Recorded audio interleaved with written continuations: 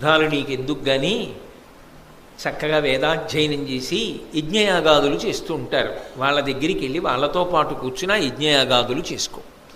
లేదా క్షేమంగా ఉంటావు, యుద్ధభూమిని విడిచిపెట్టి ఇంటికి వెళ్ళిపో.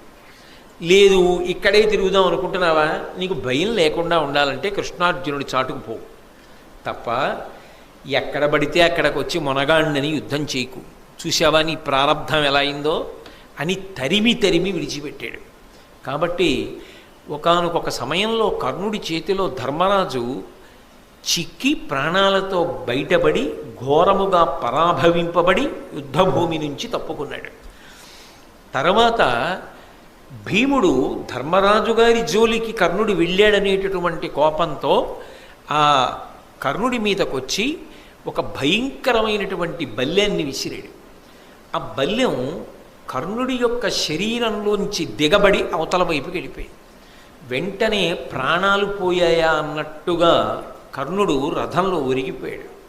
ఒరిగిపోగానే అర్జునుడు భీముడు తన రథం దిగి పరిగెత్తుకుంటూ వచ్చి కర్ణుడి యొక్క నాలుక కోసైపోయాడు. ఎందుకని అంటే ఈ నాలుకతోటి ఈ నోటితోటి ఒకానొకప్పుడు కురుసభలో మాట్లాడకూడని మాటలు మాట్లాడాడు. కాబట్టి వీడి నాలుక ఉండడానికి వీల్లేదు, వీడి నాలుక కోసేస్తానని నాలుక పైకి లాగి కొయ్యబోయాడు. వెంటనే శల్యుడు జోక్యం చేసుకుని ఒక మాట చెప్పాడు, నువ్వు నాలుక కోసేస్తే చచ్చిపోతాడు, చచ్చిపోలేదు బతికున్నాడు, ఇంకా స్పృహ తప్పాడు. ఇప్పుడు నువ్వు నాలుక కోస్తే చచ్చిపోతాడు, చనిపోయాడు అనుకో, నీ తమ్ముడు ప్రతిజ్ఞ చేశాడు అర్జునుడు కర్ణుణ్ణి చంపుతానని, అప్పుడు అర్జునుడి ప్రతిజ్ఞ ఏమవ్వాలి? నీ తమ్ముడి ప్రతిజ్ఞ గుర్తు తెచ్చుకుని ఈ కర్ణుణ్ణి వదిలి అన్నాడు. మామా భలే జ్ఞాపకం చేశావు, ఇలా జ్ఞాపకం చేయకపోతే ఆవేశంలో కోసేద్దును సుమా కర్ణుడి నాలుక, చచ్చిపోతే మా తమ్ముడి ప్రతిజ్ఞ పోనని చెప్పి భీముడు విడిచిపెట్టి వెళ్ళిపోయాడు. వెళ్ళిపోయిన తరువాత మళ్ళీ స్పృహొచ్చిన తరువాత మళ్ళీ లేచాడు. లేచి పాంచాల వీరుల్ని నకుల సహదేవుల్ని ఉపపాండవులను సాత్యకిని విశేషంగా బాధించాడు కర్ణుడు. అంటే ఆయన యొక్క అస్త్రవిద్య కానీ ఆయన శౌర్య పరాక్రమములు కానీ తక్కువ అని చెప్పడం మాత్రం సాధ్యం కాదు. భీముడు అంటారా మహానుభావుడు, అద్భుతమైనటువంటి యుద్ధవీరుడు. అలాగే వేరొక పర్యాయం, రెండో పర్యాయం ధర్మరాజు గారు నకులుడు సహదేవుడు కర్ణుడి యొక్క ధాటిని తట్టుకోలేక ముగ్గురు ఒక్క రథమే ఎక్కేవలసి వచ్చింది. కర్ణుడికి దొరికితే చంపేస్తాడని చెప్పి ముగ్గురు ఒక రథమే ఎక్కారు. ఎక్కి ఇంకా కర్ణుడి చేతి నుంచి తప్పించుకొని ప్రాణాలతో బయటపడితే చాలన్న స్థితిని పొందారు. కుంతీదేవికి ఇచ్చినటువంటి మాట జ్ఞాపకానికి వచ్చి రెండో మాట దొరికిన ధర్మరాజుని నకులుణ్ణి సహదేవుణ్ణి మాత్రం చంపలేదు, కానీ చంపేసినంత పని చేశాడు. ఆ యుద్ధం చూసిన వాళ్ళకి ఏమనిపించిందంటే ఒక్క క్షణంలో ముగ్గురిని కర్ణుడు మట్టు పెట్టేస్తాడు, ముగ్గురు చచ్చిపోతారనిపించింది. అప్పుడు శల్యుడు జోక్యం చేసుకున్నాడు. అదే సమయానికి భీముడు దుర్యోధనుణ్ణి ఆక్రమించి దుర్యోధనుణ్ణి చంపడానికి సిద్ధమవుతున్నాడు. దుర్యోధనుడు భీముడికి దొరికాడు, ధర్మరాజు నకులుడు సహదేవుడు కర్ణుడికి దొరికాడు. వెంటనే శల్యుడు తెలివితేటలుగా అన్నాడు, నువ్వు ఇక్కడ ధర్మరాజుని నకులుణ్ణి సహదేవుణ్ణి చంపేస్తావు, ఎవరి కోసం ఈ యుద్ధం? అది అక్కడ చచ్చిపోవడానికి సిద్ధంగా ఉన్నాడు దుర్యోధనుడు. తీరా దుర్యోధనుణ్ణి చంపేసిన తర్వాత వీళ్ళ ముగ్గురిని చంపినా ఎవరి కోసం ఈ యుద్ధం, ఎవరి కోసం ఈ విజయం? కాబట్టి వీళ్ళని చంపడం కాదు, ముందెళ్ళి నీ ప్రభువుని కాపాడన్నాడు. అనగానే వీళ్ళ ముగ్గురిని వదిలేశాడు. ఎటూ చంపడలేండి, వీళ్ళ ముగ్గురిని వదిలి మళ్ళీ భీముడి మీద యుద్ధం చేసి దుర్యోధనుణ్ణి విడిపించుకునేటటువంటి ప్రయత్నంలో వెళ్ళిపోయి ఆ దుర్యోధనుణ్ణి విడిపించుకున్నాడు. కర్ణుడు మధ్యందినటువంటి మార్తాండుడైపోయాడు ఆ రోజు మధ్యాహ్న యుద్ధంలో. అయిపోయి భార్గవాస్త్రాన్ని ప్రయోగించాడు, పరశురాముడిచ్చిన అస్త్రం. ఆ అస్త్రాన్ని ప్రయోగించడం వల్ల పాండవ సైన్యం అంతా కాకావికలైపోయింది. అయిపోయి అసలు యుద్ధభూమిలో నిలబడిన వారు లేరు, అందరూ విన్నిచ్చి పారిపోతున్నారు. ఆ పారిపోతున్న సమయంలో ఈ గొప్ప ఘోషనంతటినీ కూడా కృష్ణార్జునుడు గమనించారు. గమనించి ఈ సమయంలో మనం కూడా కర్ణుడి ముందుకు వెళ్ళడం మంచిది కాదు అర్జున, ఎందుచేత అంటే ఆయన దుర్నిరీక్షుడై ఉన్నాడు, చాలా ఉత్సాహంతో ఉన్నాడు. ఇటువంటి సమయంలో మనం ఎదురుబడితే కర్ణుడి యొక్క వీర ప్రదర్శనమునందు తట్టుకు నిలబడగలమన్న నమ్మకం తక్కువ, కాబట్టి కొంతసేపు అసలు కర్ణుడి ముందుకి వెళ్ళద్దు అన్నాడు కృష్ణుడు. వెంటనే అర్జునుడు అన్నాడు, పట్టపగిలింటి సూర్యుని పగిది కర్ణుడు ఉగ్రమూర్తి అయి వెలుగుచునున్నవాడు, మన రథం విప్పుడు మాధవ మరలనిమ్ము, బ్రతికియుండిన శుభములు పడయవచ్చు. అర్జునుడు కూడా ఏమన్నాడంటే, మధ్యాహ్న కాలంలో వెలిగిపోతున్న సూర్యబింబం ఎలా ఉంటుందో కర్ణుడు అలా ఉన్నాడు, అటువంటి యుద్ధం చేస్తున్నాడు. కృష్ణ, నా రథాన్ని కర్ణుడి రథం ముందు పెట్టకు, ఇప్పుడు కానీ యుద్ధానికి ఎడితే కర్ణుడు నన్ను చంపినా చంపుతాడు, కాబట్టి బ్రతికితే సుఖాలు పొందొచ్చు, రథాన్ని దూరంగా తీసుకుపో అన్నాడు. ఆ తర్వాత ధర్మరాజు గారు ఈ కర్ణుడి చేతిలో ఘోరంగా అవమానింపబడి విడవబడ్డాడు కదా రెండో మాట, నకుల సహదేవులతో కలిపి. నకుల సహదేవుల్ని యుద్ధానికి పోయి భీముడికి సహాయం చేయండి అని చెప్పి ఆ కర్ణుడు అన్న మాటలు మనసుని ములుకుల్లా గుచ్చుకుంటుంటే తట్టుకోలేక శిబిరానికి వెళ్ళిపోయి శరీరంలో గుచ్చుకున్న బాణాలన్నీ బయటికి లాగించుకుని అపారమైన శోకంతో పడుకుని ఉన్నాడు. ఆ తర్వాత కృష్ణార్జునుడు ఇద్దరూ వచ్చారు. మీరు మహాభారతంలో శ్రీకృష్ణుడు అన్న దగ్గర దాని గురించి సవివరంగా విన్నారు. వచ్చిన తరువాత కర్ణుణ్ణి గెలిచి వచ్చాడు అర్జునుడు అనుకుని ధర్మరాజు గారు మాట్లాడడం, నేను ఇంకా గెలవలేదు అని చెప్పడం. ఆగ్రహించినటువంటి ధర్మరాజు గారు గాంధీవాన్ని కృష్ణుడికి ఇచ్చి కృష్ణుడు గెలుస్తాడన్నాం, గాంధీవం ఎవరికైనా ఇచ్చేయమని ఎవడంటాడో వాడి తల పగలగొట్టేస్తాను, వాడిని చంపేస్తానని ప్రతిజ్ఞ చేశానని చెప్పి అర్జునుడు వరలోంచి కత్తి తీయడం.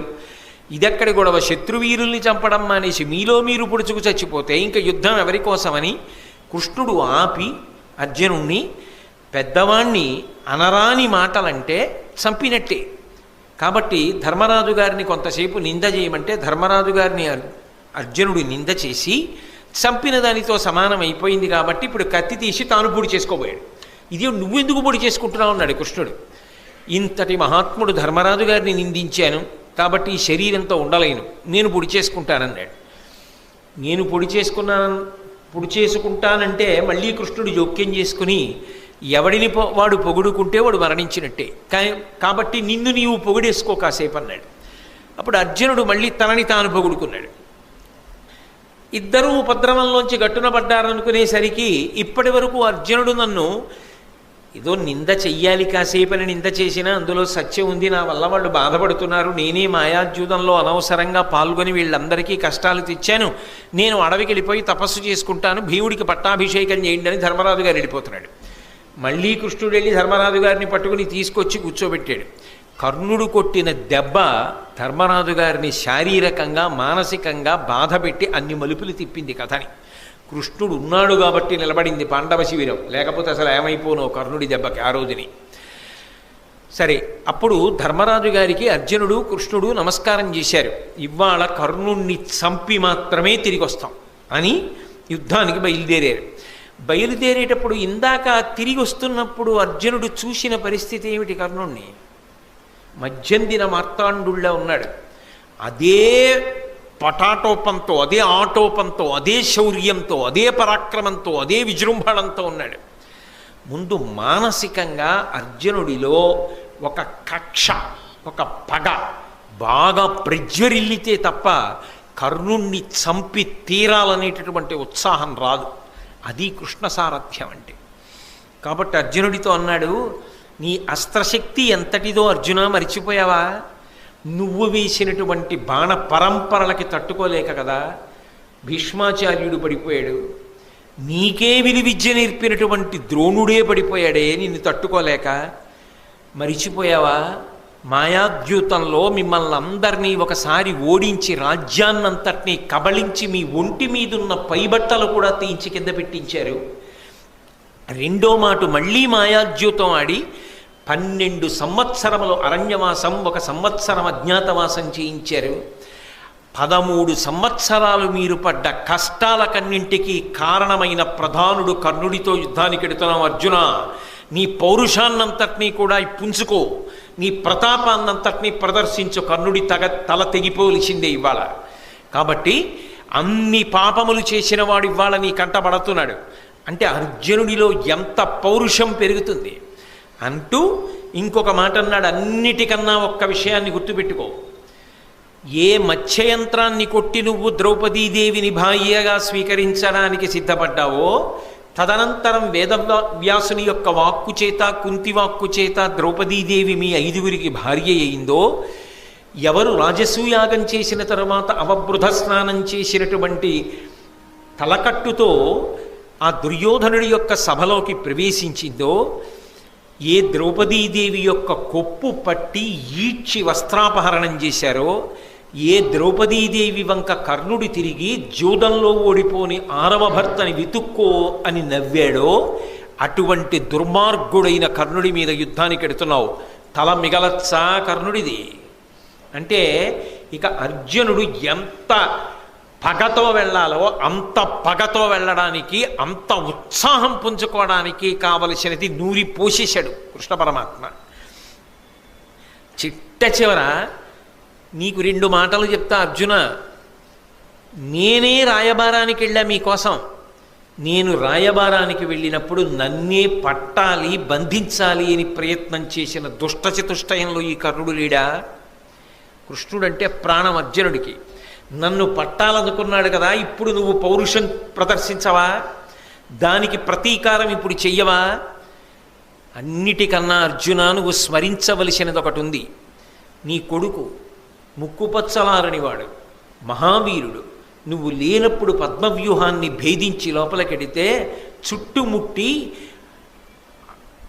అపాయాన్ని కల్పించి కుట్ర చేసి వెనక నుంచి బాణం వేసి అతని విల్లు విరిచి కత్తి పలక పట్టుకుని ఆకాశానికి ఎగిరి కిందకి దిగుతుంటే అతని పలకని భేదించి ఆ అభిమన్యుడు, అర్జున నీ కొడుకు మరణించడానికి కారణం ఆ కర్ణుడే. అటువంటి కర్ణుడితో చాలాసేపు యుద్ధం చేస్తావా? నీతో యుద్ధం చెయ్యలేక కర్ణుడి తల తెగి భూమి మీద పడిపోద్దా? అది నువ్వు చూడద్దా? నీ బంధువులు, నీ యొక్క హితాన్ని కోరుకునేవాళ్ళు, నీ శ్రేయోభిలాషులు ఎంతమంది ఎన్నిసార్లు మనసు కష్టపెట్టుకున్నారా కర్ణుడి యొక్క ప్రవర్తనకి? అటువంటి వాడు ఇవాళ నీకు ఎదురుపడబోతున్నాడు. అర్జునుణ్ణి చంపుతా, అర్జునుణ్ణి చంపుతానని ఇన్ని మాటలు ప్రగల్భములు పలికినవాడు, ప్రతిజ్ఞ చేసినవాడు నీ కంటి ముందు పడుతున్నాడు. ఆ కర్ణుణ్ణి చంపుతానని నువ్వు ప్రతిజ్ఞ చేశావు కాబట్టి ఇవాళ నీ ప్రతిజ్ఞ నువ్వు నెరవేర్చుకుని పరమ సంతోషంతో నిన్ను కన్న తల్లి కుంతి ముందుకెళ్ళి, అమ్మా ప్రతిజ్ఞ నెరవేర్చుకున్నానని చెప్పాలి. ద్రౌపదీదేవి ముందుకెళ్ళి చెప్పాలి, మీ అన్నయ్య హృదయశల్యంతో బాధపడుతున్నాడు, కర్ణుడు ఇంతగా నన్ను పరాభవించాడని. మీ అన్న ఆనందపడేటట్టుగా కర్ణవధ జరగాలి. అర్జున ఈ మాటలన్నీ విన్నాడు, పరమానందం పొంది కృష్ణ రథాన్ని పోనీ కర్ణుడి వైపుకి అన్నాడు. అర్జునుడి రథం ఎప్పుడైతే కర్ణుడి వైపుకి దూసుకొస్తోందో కర్ణకుమారుడు అడ్డుపడ్డాడు.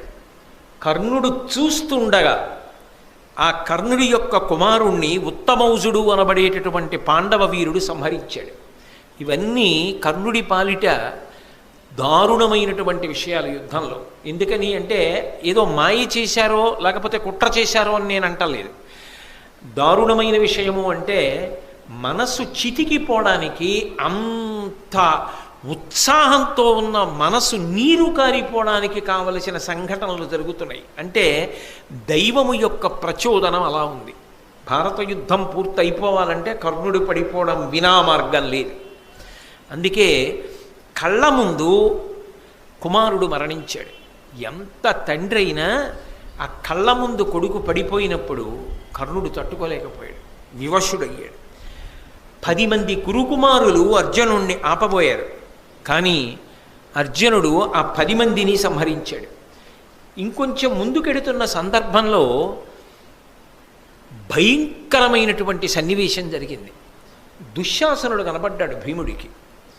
ఈ దుర్మార్గుడు నా కన్నులకు ఎదురుగుండా ఇవాళ కనబడ్డాడు, వీణ్ణి చంపుతానని ఎక్కడలేని పౌరుష ప్రతాపాలతో భీముడు వెళ్ళి గదాయుద్ధం చేసి ఆ దుశ్శాసనుడి యొక్క శరీరాన్ని 2 చేతులతో ఎత్తి పట్టి గిరగిరా తిప్పి నేలకేసి కొట్టి, పాదాలతో శరీరాన్ని తొక్కి, మోకాలితో కంఠం మీద అదిమి పట్టి నొక్కి తలని గిరగిరా తిప్పి, ఇంకా పగ తీరక ఆయన మీద కూర్చుని దుశ్శాసనుడి మీద నృసింహస్వామి హిరణ్యకశిపుని యొక్క గుండెలు ఎలా బద్దలగొట్టాడో అలా వక్షస్థలాన్ని చీల్చి ఆ నెత్తురు దోషిటితో పట్టుకుని త్రాగి, చిన్నప్పుడు తాగిన పాల కన్నా అంతఃపురంలో తాగిన పళ్ళరసాల కింద కక్ష తీరేటట్టు తాగిన ఈ నెత్తురు రుచి ఎక్కువ అని ఆ నెత్తురు తీసి ఒళ్ళంతా చల్లుకుని పదే పదే చుట్టూ తిరుగుతూ వచ్చి దుశ్శాసనుణ్ణి తొక్కుతుంటే అటు దుర్యోధనుడు ఇటు కర్ణుడు బాణం వెయ్యడం కూడా మరిచిపోయి భీముణ్ణి చూస్తూ నిలబడిపోయారు. అంత ఉగ్రమూర్తి అయి ఆ దుశ్శాసనుణ్ణి సంహరించాడు భీముడు. తన కళ్ళ ముందు కొడుకు పోయాడు, కళ్ళ ముందు 10 మంది పోయారు ఆ కురుకుమారు. వెంటనే భయంకరమైన రీతిలో దుశ్శాసనుడు పోయాడు.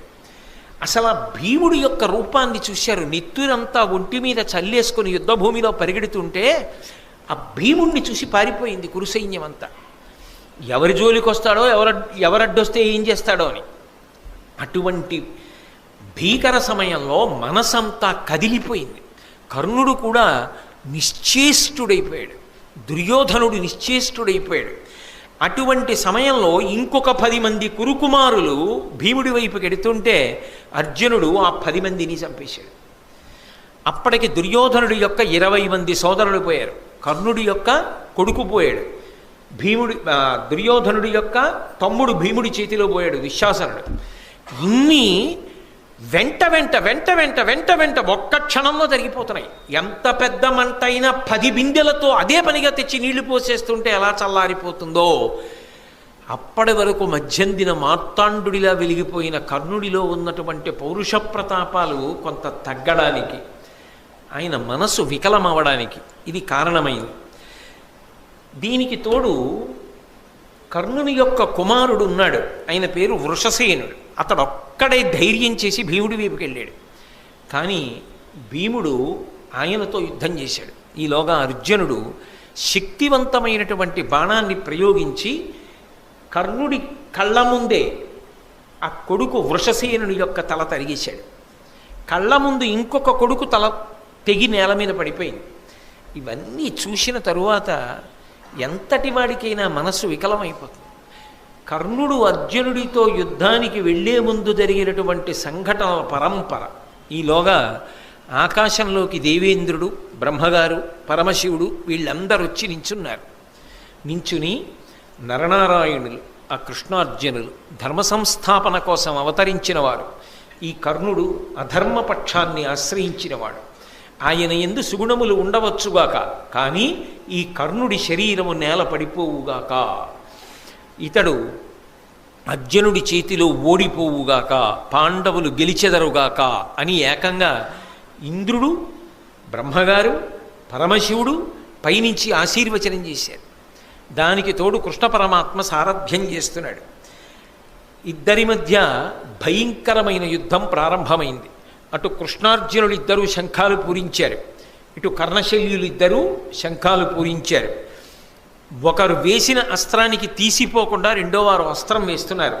కర్ణార్జునుల యొక్క యుద్ధం జరుగుతుంటే ఇక చాలా సైన్యం మనమే ఉంది, క్షణాల మీద కొట్టుకోవచ్చు, చావచ్చు, ఈ యుద్ధం మళ్ళీ చూడడం కుదురుతుందా అని యుద్ధం మానేసి చూస్తూ నిలబడ్డారు. అంత భయంకరమైనటువంటి యుద్ధం జరిగింది. ఇక అర్జునుణ్ణి నిర్జించాలనేటటువంటి బలమైన సంకల్పంతో తాను ఖాండవవన దహనం చేసినప్పుడు తన దగ్గరికి వచ్చి నాగాస్త్రంగా మారినటువంటి అశ్వసేనుడు అనబడేటటువంటి సర్పానికి సంబంధించినటువంటి బాణము కర్ణుడు వరలో పెట్టి ప్రత్యేకంగా చందనముతోటి పుష్పాలతోటి పూజ చేసి ఎప్పుడూ భద్రంగా ఉంచుతాడు. అటువంటి బాణాన్ని తీసి గురి చూసి సంధించి అర్జునుడి మీదకి విడిచిపెడుతున్నాడు. శల్యుడు కర్ణుడి వంక చూసి అన్నాడు, నువ్వు పెట్టిన గురి సరికాదు, కంఠానికి పెట్టపోయి క్రీగంటి దగ్గర పెట్టావు, మార్చ్ అన్నాడు. ఈ మాట అనేటప్పటికీ కర్ణుడికి ఎక్కడలేని కోపం వచ్చింది. నేను యోధాన యోధుణ్ణి, నాకు గురి పెట్టడమే రాదా? నువ్వు అన్నావు కాబట్టి నేను గురి మార్చను, నేను అలాగే వేస్తాను బాణాన్ని అని బాణం వేశాడు. అది నిజానికి అర్జునుడి యొక్క కంఠాన్ని ఉత్తరించేయాలి, కానీ సారథ్యం చేస్తున్నవాడు ఎవరు? కృష్ణ పరమాత్మ. అందుకే ఆయన రథాన్ని 5 అంగుళాలు భూమిలో దిగబడిపోయేటట్టుగా తొక్కాడు. ఆ బాణం కంఠానికి గురిపెట్టింది. 5 అంగుళాల రథం కిందకెళ్లడంలో, అర్జునుడు కూడా కిందకెళ్లడంలో కిరీటాన్ని కొట్టి వెళ్ళిపోయింది. అయినా పగతీరక అది మళ్ళీ వస్తుంటే కృష్ణుడు ఈ వృత్తాంతాన్ని అంతటినీ చెప్పిన కారణం చేత 6 బాణములు ప్రయోగించి అర్జునుడు ఆ సర్ప సంబంధమైన బాణాన్ని తుత్తునియలు చేసేశాడు, ముక్కలు చేసేశాడు. కర్ణుడు ఎంతో కష్టపడి యుద్ధం చేస్తున్నాడు. భార్గవాస్త్రం జ్ఞాపకానికి వస్తుందేమో అర్జునుడి మీద ప్రయోగిద్దామని ఎంతో ప్రయత్నం చేశాడు. పరశురాముడి శాపం ఉంది కదా, భార్గవాస్త్రం స్ఫురణకి రాలేదు. అవతల అర్జునుడు బాణములు కుప్పించేస్తున్నాడు. అదే సమయంలో ఆ కర్ణుడి యొక్క రథచక్రం భూమిలో దిగబడిపోవడం మొదలుపెట్టింది. అవతల సరిగ్గా నిలబడడానికి లేదు. భార్గవాస్త్రమా జ్ఞాపకానికి రావట్లేదు. అర్జునుడా బాణ పరంపర కురిపించేస్తున్నాడు. రథమా కదలదు. ధనస్సా విరిచేశాడు. అయినా ఇంకొక ధనస్సుని బాణాన్ని తీసుకుని యుద్ధం చేశాడు. ఎంత గొప్ప యుద్ధం చేశాడంటే గాంధీవం యొక్క అల్లెతాడు కట్టే ముడి విడిపోయేటట్టుగా కొట్టాడు. మళ్ళీ ముడిని సరిచేసుకుని అర్జునుడు యుద్ధం చేశాడు.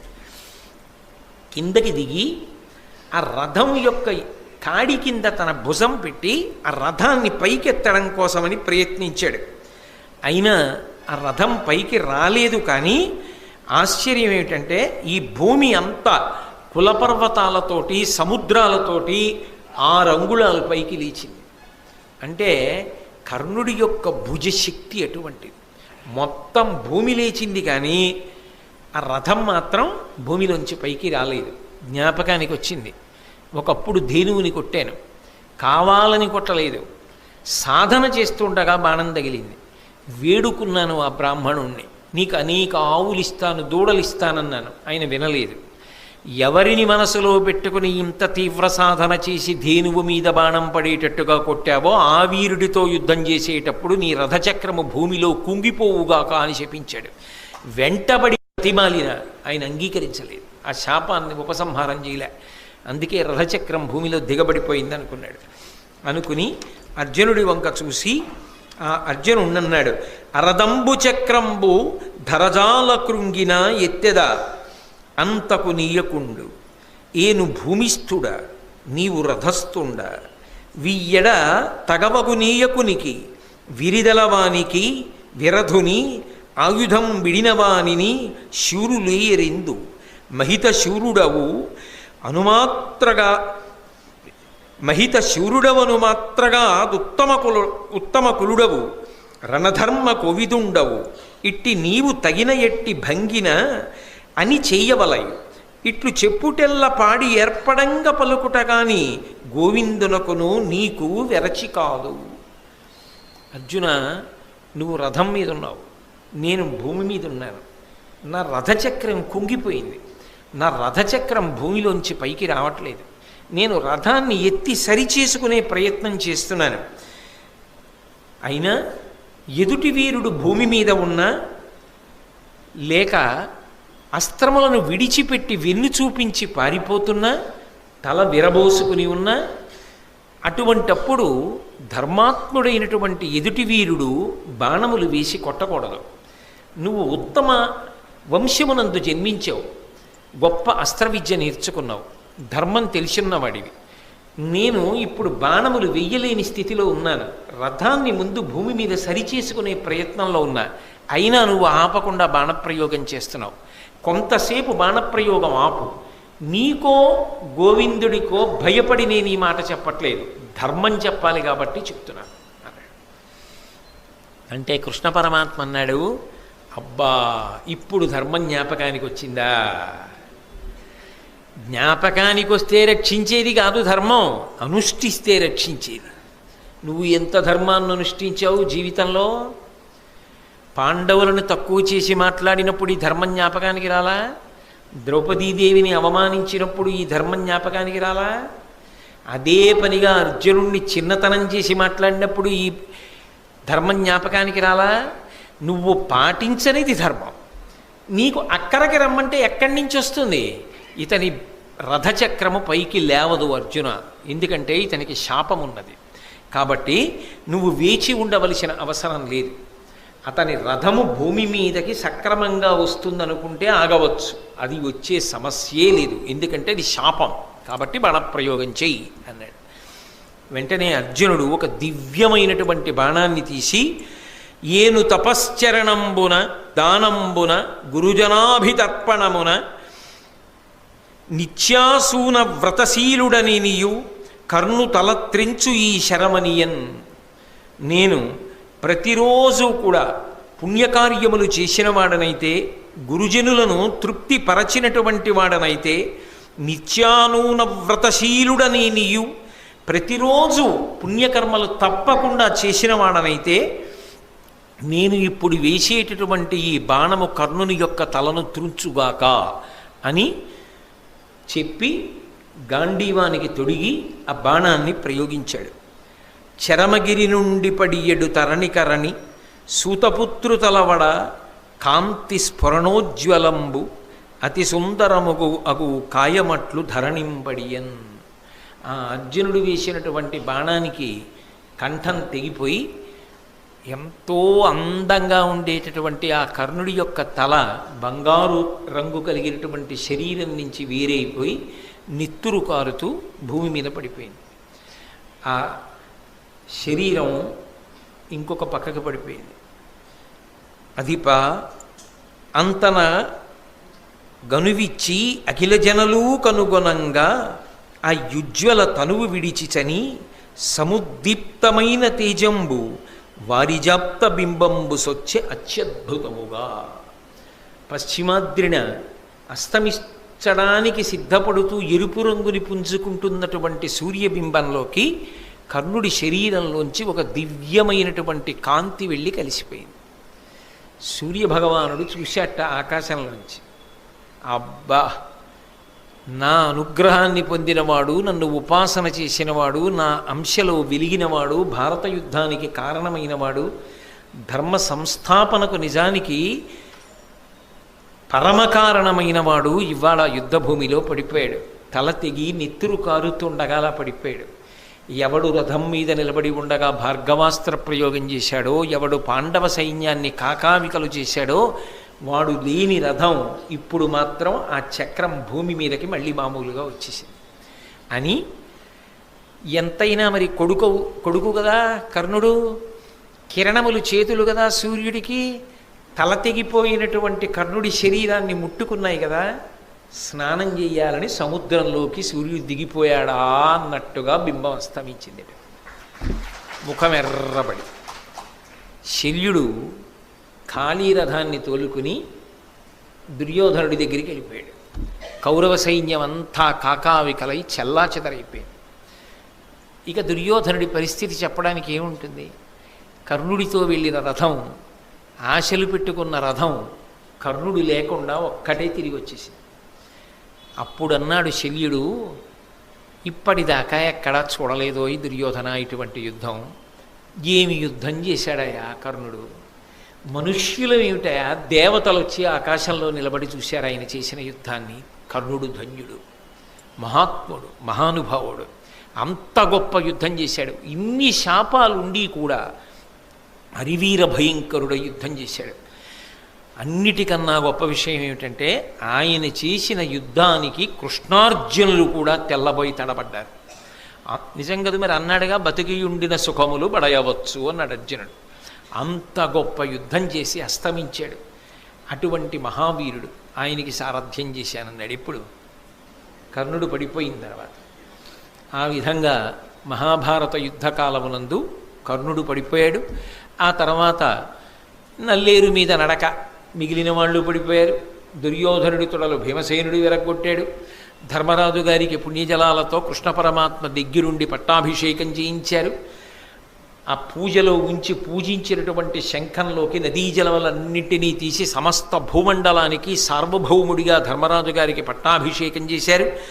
ధర్మరాజు గారు పట్టాభిషిక్తుడైన తరువాత అప్పుడు భూమి అంతా సస్యశ్యామలమై ధార్మికమైనటువంటి బుద్ధితో ప్రజలందరూ ప్రవర్తిస్తూ సంతోషంగా ఉంది. నరనారాయణుల యొక్క అవతారమునకు కావలసినటువంటి ప్రయోజన సిద్ధి కలిగింది. అంత గొప్ప భారతం. ఆ భారతం వచ్చినదే ధర్మ సంస్థాపనకి. ఆ ధర్మ సంస్థాపనలో అత్యంత క్లిష్టమైన ఘట్టము కర్ణుడు పడడం. దాని చేత నరనారాయణులు ప్రీతి చెందారు. ధర్మ సంస్థాపన జరిగింది అని చెప్పి దేవతలందరూ సంతోషించారు. కర్ణుడికి కూడా అంతకన్నా మార్గం లేదు కాబట్టి ఆయన కూడా ఉత్తమగతులను పొంది వీరస్వర్గాన్ని అలంకరించాడు. కాబట్టి ఈ విధంగా ధర్మరాజు గారు పట్టాభిషేకం చేసుకున్న కారణం చేత చాలా చాలా గొప్పగా భూమి అంతా సస్యశ్యామలమై సంతోషకరంగా ప్రజలందరూ జీవనాన్ని కొనసాగించారనేటటువంటి మంగళకరమైన ఘట్టం దగ్గర నేను ఇవాల్టి ఈ ప్రవచనాన్ని పూర్తి చేస్తున్నాను.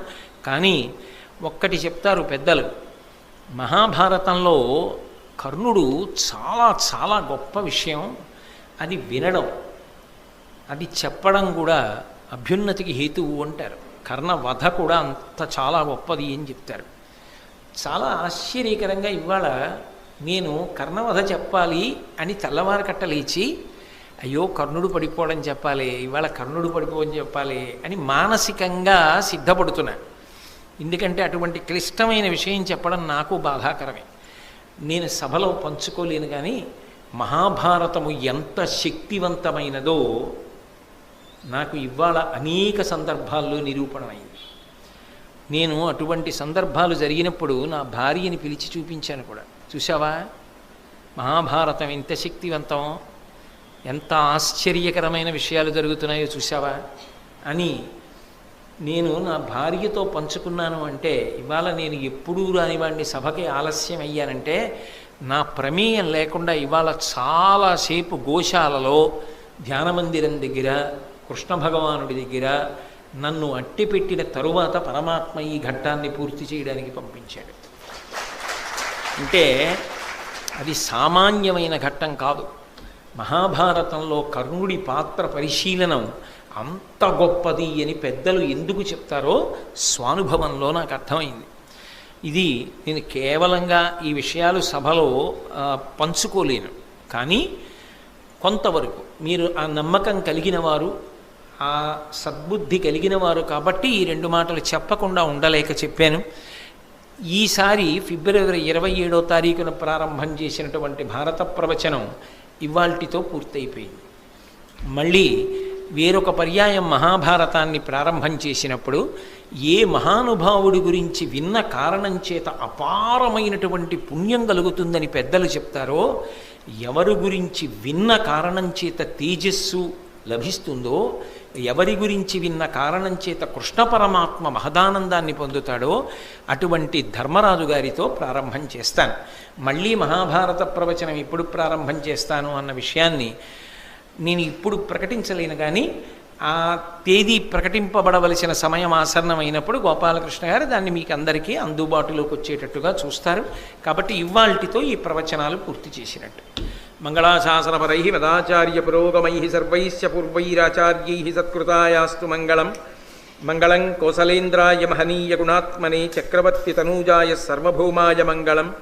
ఉమాకాంతాయ కాంతాయ కామితార్థప్రదాయినే శ్రీగిరీశాయ దేవాయ మలినాథాయ మంగళం. సర్వం శ్రీ ఉమామహేశ్వర పరబ్రహ్మార్పణమస్తు. స్వస్తి.